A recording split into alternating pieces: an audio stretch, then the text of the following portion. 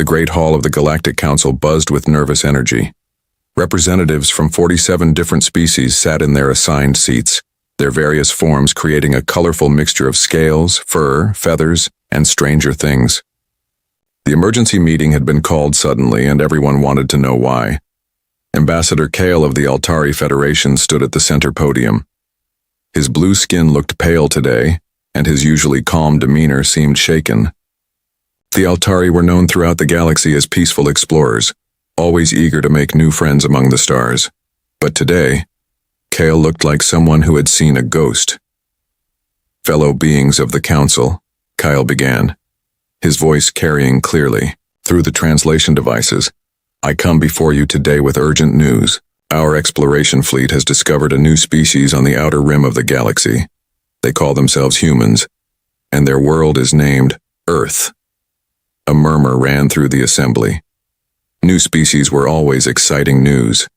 The galaxy was vast, and finding intelligent life was still a rare and wonderful event. Most representatives leaned forward with interest. General Vex of the Draconis Empire stood up from his seat. The massive reptilian warrior was nearly twice the height of most other beings in the room. His red scales gleamed under the chamber lights, and his yellow eyes fixed on Kale with predatory interest. "New species mean new territories," Vex said, his voice a deep rumble. "New resources, new worlds to bring into the Empire. This is good news indeed." Several other representatives nodded. The Draconis Empire controlled 50 star systems and was always looking to expand. Their military might was unmatched in the known galaxy, and they had never lost a war. But Kale shook his head violently. "No, General, you do not understand. These humans, they are different. They are dangerous in ways we have never encountered before." Laughter erupted from the Draconis section. General Vex's officers found the idea amusing. The Altari were known for being cautious, but this seemed extreme even for them. "Dangerous?" Vex asked, still chuckling. "Ambassador, with respect, your people see danger in their own shadows. What could one primitive species possibly do to threaten the mighty Draconis Empire?" Kale's hands trembled as he activated the holographic display above the podium. Images of a blue and green world appeared, showing continents and oceans that looked surprisingly similar to many other inhabited worlds. "Let me tell you what we found," Kale said quietly. "Earth is a beautiful world, rich in resources and perfect for life. When our ships first approached, we expected to find a peaceful civilization, perhaps in its early stages of development. The display changed to show images of human cities. Tall buildings reached toward the sky, vehicles moved along paved roads, and millions of lights twinkled in the darkness. They have achieved basic spaceflight," Kale continued. "They have small colonies on their moon and nearby planets. By all appearances, they seemed like any other developing species, so we made contact using standard peaceful protocols." The assembled representatives watched with interest. First contact procedures were well established. The Altari were experts at it, having successfully introduced dozens of species to galactic civilization. "What happened next changed everything we thought we knew about warfare," Kale said, his voice dropping to almost a whisper. "When we landed on Earth to meet their leaders, they welcomed us. They were curious, friendly, eager to learn about the galaxy beyond their world. We spent months with them, studying their culture and sharing our knowledge." General Vex looked bored. "This all sounds perfectly normal, Ambassador. Where's this supposed danger you speak of?" Kyle's eyes met the general's, and there was something in that gaze that made even the mighty Draconis warrior pause. "The danger, General, is in their history.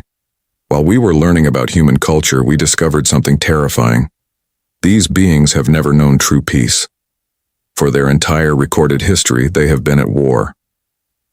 Many species have violent pasts," interrupted Commander Zira of the Hegemony. "We all evolved from predators. What makes humans special?" "Because they never stopped," Kyle replied. "We found peace through diplomacy. Others found it through conquest or exhaustion. But humans have been fighting each other for over 5,000 years without a single decade of complete global peace." The chamber fell silent. Representatives began to look uncomfortable. Cal continued, They have fought with sticks and stones. They have fought with metal swords and wooden shields. They have fought with gunpowder weapons and mechanical devices. They have even fought with weapons that can split atoms and destroy entire cities in seconds. The holographic display changed to show images from human history. Ancient battles with thousands of warriors clashing with bronze weapons. Medieval knights in armor charging across fields. Modern soldiers with advanced rifles fighting in trenches. And finally, the mushroom clouds of nuclear explosions. They have weaponized everything, Kale said, his voice filled with a mixture of awe and horror. Their music, their art, their very words can be turned into weapons. They have created poisons that can kill millions, diseases that can wipe out entire populations, and bombs that can crack the surface of planets. General Vex leaned forward, suddenly more interested. Impressive weapons for primitives, but weapons can be countered. Numbers can overwhelm any defense. You still do not understand, Kale said desperately. It is not their weapons that make them dangerous. It is their minds. They think about war differently than we do. The ambassador activated another set of images. These showed human military academies where young humans studied the art of warfare. We study war so we can avoid it, Kyle explained. Humans study war so they can perfect it. They have schools dedicated entirely to the science of combat. They analyze every battle they have ever fought, learning from each victory and defeat. They write books about strategy that are thousands of years old and still studied today. They create simulations of battles that never happened, just to explore new ways of fighting. They turn warfare into mathematics, calculating exactly how to achieve maximum destruction with minimum resources. The chamber was completely silent now. Even General Vex had stopped laughing. But perhaps most terrifying of all, Kale continued, is that they know when to stop, despite having the power to destroy their own world many times over. They choose restraint. They are not mindless killers or savage beasts. They are intelligent, calculating warriors who understand the true cost of war better than anyone else in the galaxy. Kale looked directly at General Vex. When our cultural exchange was complete, I asked their military leaders what would happen if someone attacked Earth. Do you know what they told me? The general said nothing, waiting. They said they would not just defend themselves. They would hunt down every ship, every base, every world that belonged to their attackers. They would dismantle their enemy's entire civilization, piece by piece, until nothing remained but ashes and regret. Kyle's voice grew urgent. And then, General, they smiled. The warning hung in the air like a physical presence, chilling every being in the Great Hall. 3 days after Ambassador Kale's warning, the Draconis Empire held its war council. The massive chamber deep within their homeworld was carved from black stone, with red crystals providing harsh lighting that cast sharp shadows on the walls. Around a circular table sat the Empire's most powerful military leaders. Emperor Thrax dominated the room from his throne-like chair. The ancient ruler was the largest Draconis anyone had ever seen, his dark red scales bearing the scars of 100 battles. His yellow eyes burned with ambition as he studied the holographic star map floating above the table. So, Thrax rumbled, his voice like grinding stone, the Altari fear these humans. They speak of danger and destruction. He laughed, a sound like breaking rocks.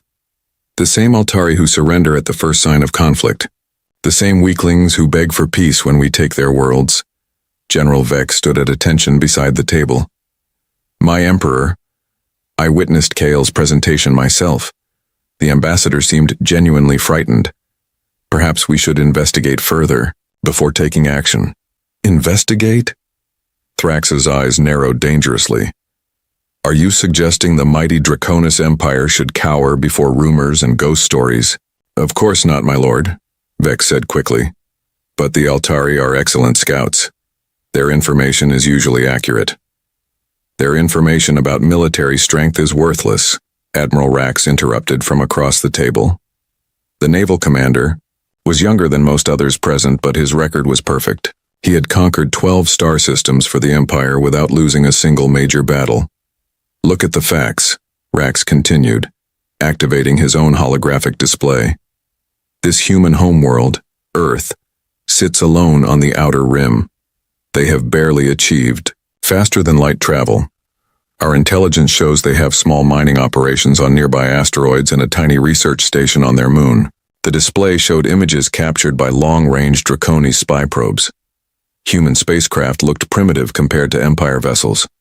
Their largest ships were clearly designed for cargo transport, not warfare. Their technology is at least 200 years behind ours, Rax explained. They use chemical rockets for most of their space travel. Their weapons appear to be based on projectile systems rather than energy weapons. They do not even have proper shield technology. Emperor Thrax leaned forward with interest. What about their planetary defenses? Minimal, Rax replied confidently. A few orbital platforms around Earth itself, but nothing that could stop a proper invasion fleet.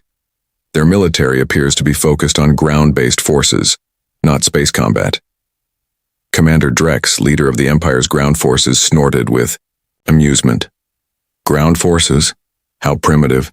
Do they still fight with swords and spears? Projectile weapons mostly, Rax answered. Chemical explosives. Very basic compared to our plasma cannons and energy shields. Their soldiers wear simple armor that would not stop even our weakest weapons. The War Council continued for hours, analyzing every piece of intelligence about humanity. The more they learned, the more confident they became. Humans seemed to be exactly what they appeared, a young species taking its first steps into the galaxy. What about their population? Asked General Zek, the Empire's strategic planner. Approximately 8 billion on their homeworld, Rax responded. Perhaps another million scattered among their small colonies. A decent population for slave labor after conquest. Thrax smiled, showing rows of sharp teeth. And their resources? Abundant, Rax said eagerly.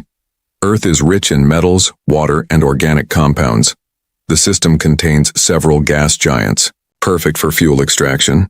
And the asteroid belt holds enough rare minerals to supply our shipyards for decades. The Emperor stood slowly, his massive form casting shadows across the chamber. Tell me, Admiral, how long would it take to conquer this human system? Rax did not hesitate. With a proper fleet, my lord? 2 weeks. Perhaps 3 if they hide among their asteroids. But they have nowhere to run. No allies to call for help. No technology that can threaten our ships. And what size fleet would you need? 300 ships should be more than sufficient, my Emperor. Capital ships for orbital bombardment, carriers for fighter support, and troop transports for ground occupation. Standard conquest formation. Thrax walked to the star map, studying the location of Earth's system. It was indeed isolated, far from any major trade routes or allied civilizations, the perfect target for expansion. The Altari spoke of human history, General Vex said carefully. Their wars and weapons. Primitive conflicts between primitive people, Thrax dismissed. Every species fights before it learns civilization. The strong survive, the weak serve. It is the natural order. But my lord, Vex pressed, Kale seemed to believe their experience makes them dangerous. Thrax turned to face his general, and Vex immediately lowered his eyes in submission. Are you questioning my judgment, General? Never, my Emperor. I merely suggest caution. Caution is for the weak, Thrax declared. The Draconis Empire was built through strength and decisive action. We have conquered 50 star systems. We have defeated species with technology far superior to these humans. We have never lost a war. The Emperor returned to his throne. Decision made. Admiral Rax, you will assemble the conquest fleet. General, Vex, prepare ground forces for occupation duties. Commander Drex, ready the slave processing centers. My lord, Rax said with excitement, shall I inform the Galactic Council of our intentions? Standard protocol requires protocol? Thrax laughed harshly. Since when does the Empire ask permission to expand? The humans are not council members. They have no treaties or protections. They are free territory, waiting to be claimed. The War Council erupted in approving growls and battle cries. The Draconis had not had a proper conquest in over a year, and the warriors were eager for action. Besides, Thrax continued, the Council is full of weak species like the Altari. They would waste months debating and negotiating. By the time they make a decision, Earth will already be flying our flag. Within hours, Orders went out across the Draconis Empire. Shipyards worked overtime to prepare vessels for war. Weapons were loaded, troops were briefed, and supply chains were organized.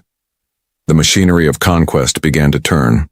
Admiral Rax stood on the bridge of his flagship, the massive dreadnought Empire's Wrath. Through the viewport he could see the assembled fleet, 300 ships of various sizes, from nimble fighters to planet-killing battleships. It was enough firepower to reduce worlds to ash. "Admiral," his communications officer reported, "the fleet is ready for departure." "Excellent," Rax replied. "Set course for the Sol system, maximum speed." As the Draconis war fleet engaged there, faster than light drives, and disappeared into hyperspace, heading toward Earth, none of them noticed the small Altari scout ship that had been monitoring their preparations. Ambassador Kale watched the departure with growing dread. His attempts to warn the Council had failed. His direct appeals to the Emperor had been ignored. Now, the most powerful military force in the galaxy was heading toward a world they did not understand. Kale tried desperately to send a warning message to Earth, but Draconis jamming technology blocked all communications to the Sol system. The humans would face the invasion alone, with no warning of what was coming. As his ship jumped to hyperspace, racing to alert the Galactic Council, Kale could only hope that his fears were wrong. Perhaps the humans were just another primitive species after all. Perhaps the Draconis would achieve another easy victory. But deep in his heart, the ambassador knew better. The galaxy was about to learn why humans smiled when they talked about war. The Draconis war fleet dropped out of hyperspace at the edge of Earth's solar system like a cloud of metal death. 300 ships of various sizes spread across the darkness, their hulls gleaming with weapon ports and armor plating. Admiral Rax stood on the bridge of his flagship, studying the tactical displays with satisfaction. "Report," he commanded his bridge crew. "Long-range scanners show minimal activity around the third planet," his sensor officer replied. "Several small orbital stations, a few dozen ships moving between the inner planets. No major defensive installations detected. Just as our intelligence predicted," Rax said with a smile. "These humans are even more primitive than expected. Signal the fleet to assume attack formation." The massive Draconis ships began moving into their standard conquest pattern. Heavy battleships formed the front line, their plasma cannons charging for planetary bombardment. Carrier vessels released swarms of fighter craft that buzzed around the larger ships like angry insects. Troop transports hung back, waiting for the initial bombardment to clear any resistance. "Admiral," the communications officer reported, "we are receiving a transmission from the human vessels." "How many ships are they sending to meet us?" Rax asked, expecting to hear about desperate evacuation fleets or perhaps a small militia force. 37 ships, sir. They appear to be converted civilian vessels, cargo haulers, mining ships, and what looks like a passenger transport." Rax laughed so hard he nearly fell from his command chair. 37 ships against our 300? He wiped tears from his yellow eyes. These humans are either incredibly brave or incredibly stupid. The human fleet approached slowly, their ships looking like scrap metal compared to the sleek Draconis war vessels. The largest human ship was barely 1/10 the size of Rax's flagship, and most were much smaller. "Sir, they are requesting communication," the communications officer reported. "Put them through," Rax said, still chuckling.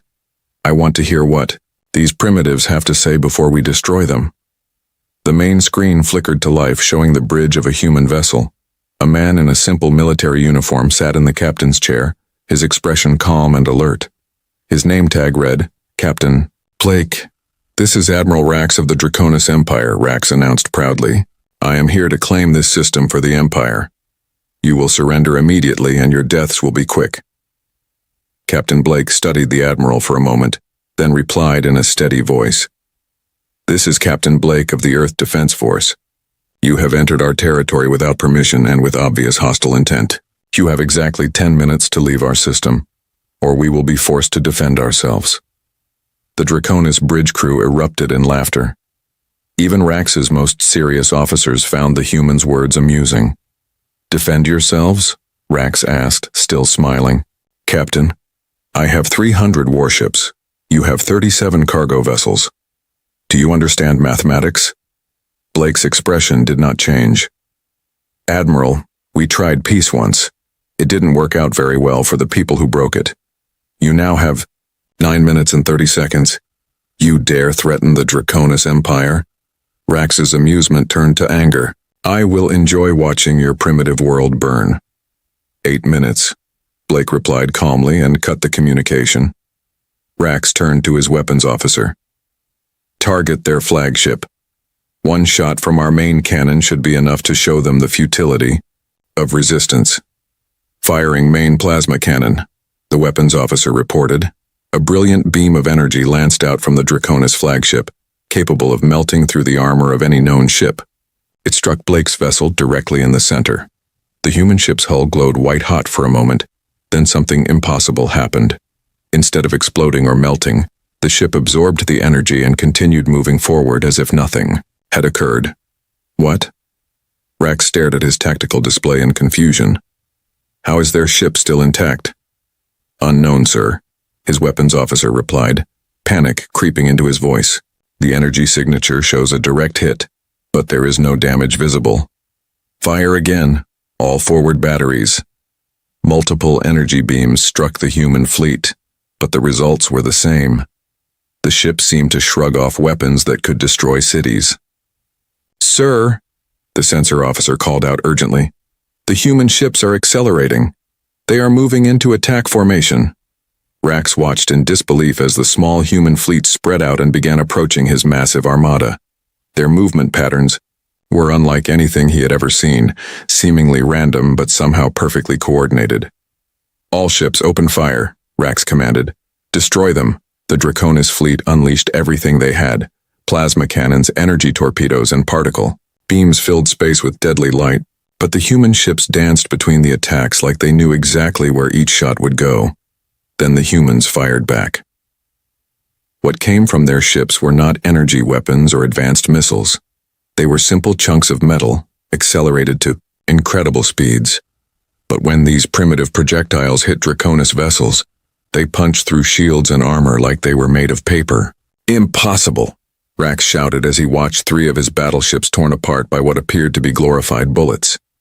How are they penetrating our shields? Sir, his science officer replied with terror in his voice. Those projectiles are moving at significant fractions of light speed. At those velocities, mass becomes irrelevant. They are hitting us with the force of small stars. The battle turned into a nightmare for the Draconis. Their superior numbers meant nothing when human ships moved like ghosts appearing where they were least expected. Their advanced weapons were useless against enemies who seemed to predict every attack. Worse still, the humans fought with a coordination that defied explanation. When one human ship was damaged, others would immediately move to protect it.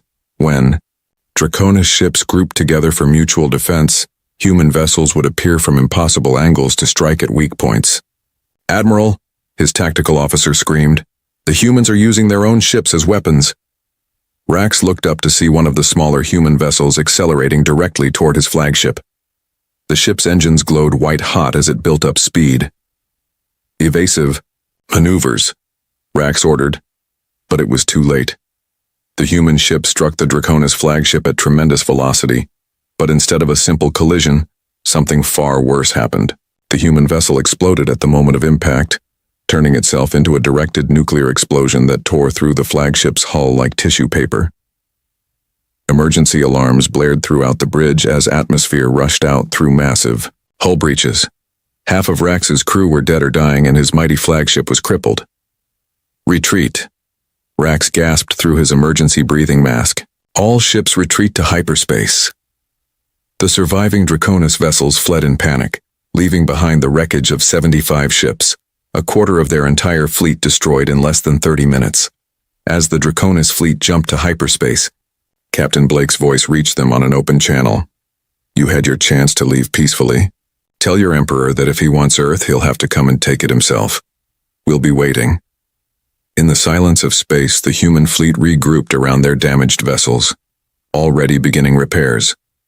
They had fought the most powerful military force in the galaxy and won decisively, The war had begun, and the Draconis Empire had just learned their first lesson about underestimating humans. Admiral Rax returned to the Draconis homeworld in shame. His once mighty flagship limped into port with massive hull breaches and half its crew dead. The sight of the defeated fleet shocked the entire empire. Never before had Draconis forces suffered such devastating losses. Emperor Thrax received the admiral in the throne room, his yellow eyes burning with rage. The massive ruler's claws scraped against his stone throne as he listened to the battle report. 75 ships destroyed, Thrax repeated slowly, his voice like grinding metal. A quarter of our invasion fleet, defeated by 37 primitive vessels.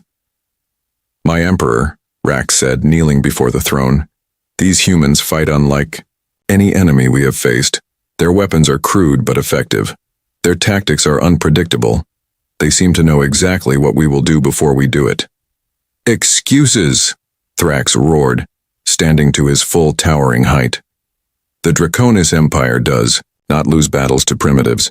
You will return with the full battle fleet. Every ship we have crushed these humans completely. Within days, the Empire mobilized its entire military force. 800 warships gathered in space above the Draconis homeworld, the largest fleet ever assembled. General Vex commanded the ground forces while Admiral Rax led the space battle. Groups, they would not underestimate the humans again. This time we take no chances, Thrax declared at the final war council. Bombard every human world from orbit. Turn their planets to glass, leave nothing alive. The massive armada jumped to hyperspace, heading for Earth with enough firepower to destroy entire star systems. But this time, the humans were ready. Earth's defense force had grown during the month between battles. The 37 ships that fought the first engagement had become over 200 vessels. More importantly, these were no longer converted civilian craft. They were purpose-built warships designed specifically to kill Draconis. Captain Blake stood on the bridge of the new flagship, Humanity's Resolve. The vessel looked nothing like the cargo hauler he had commanded in the first battle. This ship was sleek, deadly, and covered in weapon systems that the Draconis had never seen before. Sir, his communications officer reported, long-range sensors detect the Draconis fleet. 800 ships, all military class. 800, Blake mused. They're serious this time. Signal the fleet to assume defensive positions around Earth and activate the orbital platforms. What the Draconis scouts had missed during their reconnaissance were the massive weapon platforms humanity had built in Earth's shadow. Disguised as asteroids and space debris, these installations contained humanity's most devastating weapons. When the Draconis fleet arrived, they found not 37 ships, but a coordinated defense network that spanned the entire solar system. Human vessels moved in perfect formation while hidden platforms powered up weapons that glowed with dangerous energy. All ships attack, Admiral Rax commanded, determined not to repeat his previous failure. Overwhelm them with numbers. The Draconis fleet charged forward like an avalanche of metal and fire, but as they entered the inner solar system, they discovered that the humans had learned from the first battle too. The space around Earth erupted in explosions as hidden mines detonated against Draconis hulls. These were not random explosions. Each blast was precisely timed and positioned to cause maximum damage. The humans had turned the vacuum of space itself into a weapon. Impossible, Rax shouted as he watched dozens of his ships torn apart by traps he never saw coming. How did they mine an entire star system in 1 month? His science officer studied the tactical displays with growing horror. Admiral, these are not simple mines. Each explosion is coordinated with the others. The humans have calculated the exact blast patterns needed to destroy our formations. The human fleet attacked while the Draconis were still reeling from the minefield. But this time, the humans did not rely on converted cargo ships and desperate tactics. They fought with military precision that made the Draconis look like amateurs. Human vessels moved in groups of 3, each group covering the other's weaknesses. When Draconis ships tried to surround them, the humans would scatter and regroup instantly. When the aliens attempted to retreat, human ships would appear behind them as if they had predicted the movement. How are they everywhere at once? General, Vex demanded from his command ship. It is as if they know our battle plans before we make them. The truth was even more disturbing. The humans had studied every recorded Draconis battle for the past century. They knew exactly how the Empire fought, what tactics they used, and how they would respond to any situation. The Draconis military doctrine, which had conquered 50 worlds, was completely predictable to human strategists. But the real horror came when Draconis forces tried to land on human colonies. The Empire had planned to use their superior ground forces to capture human worlds, but they found that every human settlement had become a fortress. On Mars, Draconis troops landed to find empty cities that turned into death traps. Every building was booby-trapped, every street was a kill zone, and every human civilian was apparently a trained soldier.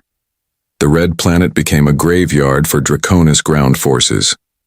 "Sir," Commander Drex reported from the surface, his voice filled with panic. "The humans have disappeared. The entire population has vanished, but they left behind thousands of automated weapons. The cities are killing our troops without any defenders present. On Europa, the Ice Moon's human mining colonies proved even more dangerous. The humans had used their knowledge of the moon's unstable ice sheets to create massive traps. When Draconis forces landed, entire sections of the surface collapsed, swallowing hundreds of troops in freezing water. But most disturbing of all was what happened on the asteroid belt mining stations. The humans did not fight to defend them. Instead, they evacuated completely, leaving behind what appeared to be normal mining equipment. When Draconis forces occupied the stations, they discovered too late that the mining equipment had been converted into weapons. Asteroid processing plants became mass drivers, firing chunks of rock at near-light speed toward Draconis ships. The aliens found themselves under bombardment from their own captured positions. "They have turned everything into a weapon," Rack screamed as another of his battleships was destroyed by what had once been a simple ore processor. "Their mining equipment, their construction tools, even their waste disposal systems are trying to kill us." The war that the Draconis expected to win in days dragged on for months. Every victory came at a terrible cost, and the humans adapted to every tactic faster than seemed possible. Worse still, captured Draconis technology began appearing in human hands, improved and turned against its original creators. "Admiral," his intelligence officer reported during one particularly bad week, "the humans have somehow copied our shield technology and made it better. Their new ships are completely immune to our plasma weapons." "How is that possible?" Rax demanded. "We only lost those ships 3 days ago." "Unknown, sir. But they are also using our own communication frequencies to coordinate their attacks. They appear to understand our technology better than we do." As the Draconis fleet slowly retreated toward the outer solar system, having lost over half their ships, Admiral Rax finally understood what Ambassador Kale had tried to warn them about. The humans were not just defending their home. They were learning, adapting, and evolving their tactics with every battle. The Draconis Empire, which had never lost a war, was being systematically dismantled by an enemy that treated warfare like a science. 6 months after the war began, the remnants of the Draconis fleet limped back toward their home system. Admiral Rax commanded only 150 ships from the original 800 that had attacked Earth. His once proud armada was broken, defeated, and demoralized. But as they dropped out of hyperspace near the Draconis homeworld, Rax discovered something that made his blood freeze.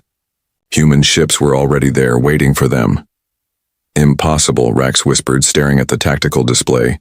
20 human vessels hung in space between his fleet and the planet, their sleek forms dark against the stars.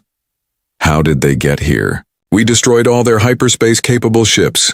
His science officer's voice trembled with fear. "Sir, these are not the same ships we fought at Earth. The design is completely different. It appears they have reverse-engineered our faster-than-light technology and improved it." On the planet's surface, Emperor Thrax stood in his throne room, watching through the great windows as strange fires burned across his capital city. But these were not random fires of destruction. They were precise, controlled burns that targeted only military installations, communication centers, and weapon factories. "Report," Thrax demanded as General Vex entered the chamber, his armor scorched and his scales blackened with smoke. "My Emperor," Vex said, barely able to stand. The humans arrived 3 days ago, not with a massive invasion fleet but with small teams that appeared from nowhere. They struck every military base simultaneously, disabled our planetary defense grid, and captured our primary spaceports. How many troops did they land? Thrax asked, his claws digging into his throne. Unknown, my lord, we never saw them coming.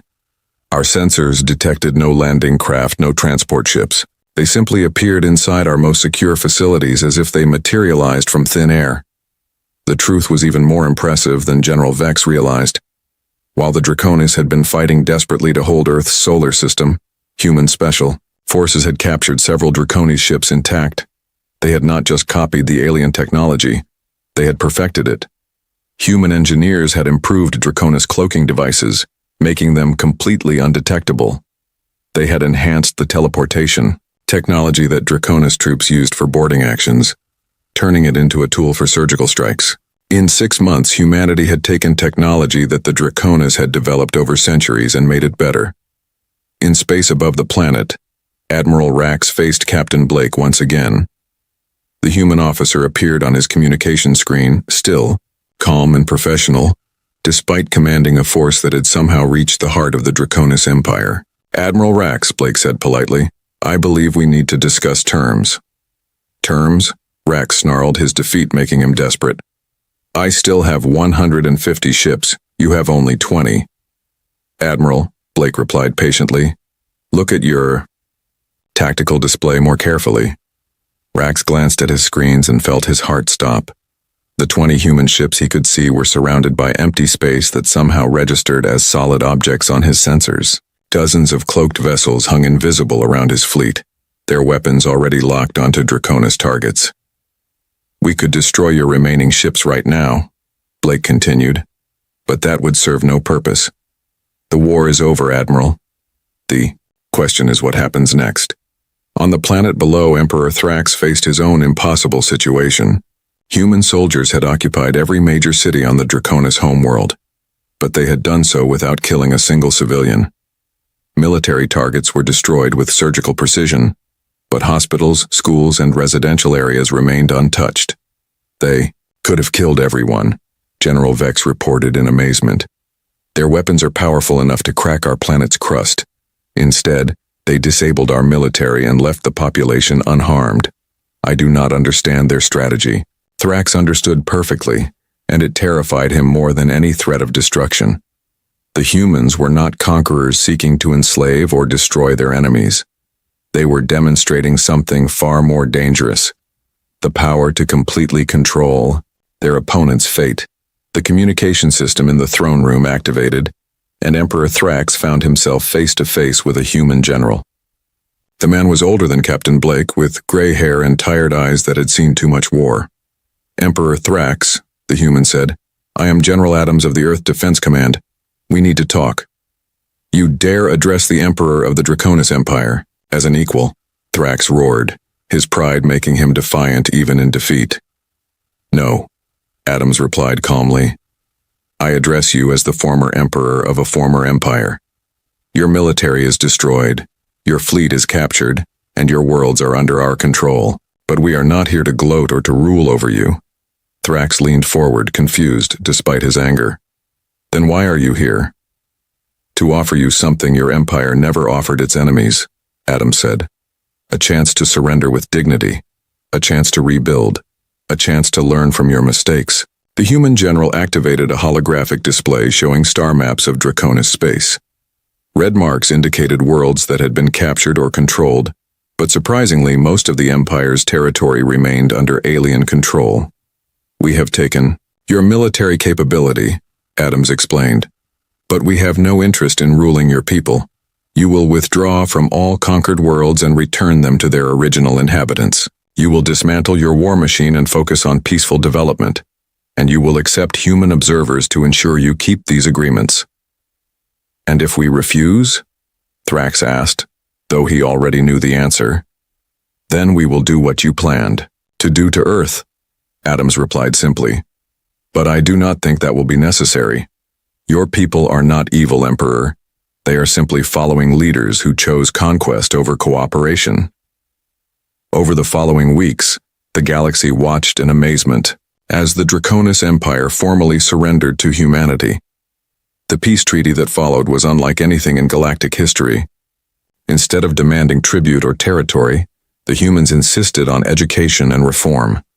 Human teachers arrived on Draconis worlds to share knowledge of science, medicine, and engineering. Human doctors provided medical care to wounded Draconis soldiers. Human engineers helped rebuild the infrastructure that had been damaged during the war. Ambassador Kale of the Altari Federation met with General Adams on a neutral space station where the Galactic Council was holding emergency sessions. The other species watched the humans with a mixture of awe and terror. "Your people could have destroyed the Draconis completely," Kale observed. "Why show mercy to those who would have shown you none?" Adams looked out at the stars through the station's viewport, his expression thoughtful. "Because we learned something a long time ago, Ambassador. The strongest civilizations are not the ones that can destroy their enemies. They are the ones that can choose not to." "But surely you must want something in return," Kale pressed. "Resources, territory, tribute?" "We want peace," Adams replied simply. "Real peace, the kind that comes when former enemies become friends. The Draconis are not our enemies anymore. They are our responsibility."